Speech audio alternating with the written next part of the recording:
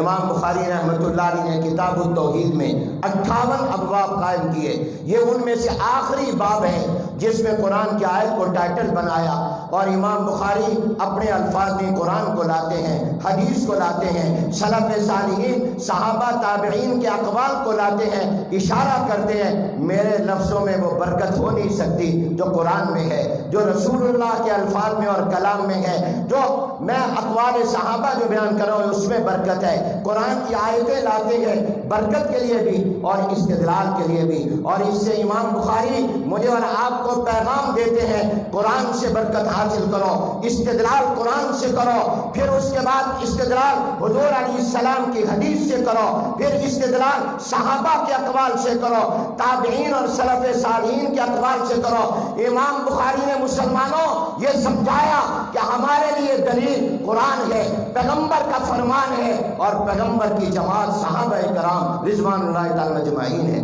میرے دوستوں اور بھائیوں، امام بخاری رحمۃ اللہ علیہ نے ایک اور پیغام بھی دیا. عام طور پر لوگ سمجھتے ہیں بخاری حدیث کی کتاب ہے، امام بخاری نے حدیث میں یہ عظیم الشان کتاب لکھی ہے. نہیں، بخاری جامع ہے، یہ قرآن کی تفسیر بھی ہے، یہ حضور کی حدیث کی تشریح بھی ہے، اور یہ فقہ کی کتاب بھی ہے. بلکہ اگر میں یہ کہوں تو غلط نہیں ہوگا کہ امام بخاری کی کتاب حدیث کی بعد میں ہے، فقہ کی پہلے ہے، کیونکہ امام بخاری جو عنوان اور تراجم قائم کرتے ہیں وہ فقہی مسئلہ ہوتا ہے، وہ شریعت کا مسئلہ ہوتا ہے جو آنے والی آیات سے اور حدیث سے امام بخاری استنباط کر رہے ہوتے ہیں. آیت تو بعد میں لاتے ہیں، حدیث تو بعد میں لاتے ہیں، بطور دلیل لاتے ہیں، شریعت کا حکم اور مسئلہ پہلے بیان کرتے ہیں. گویا امام بخاری نے صرف حدیث میں کتاب نہیں لکھی، تفسیر اور فقہ میں بھی کتاب لکھی اور بتا دیا کہ فقہ اتنی اہم ہے، میں حدیث اور آیت کو بعد میں لاتا ہوں اور شریعت کا مسئلہ پہلے بیان کرتا ہوں،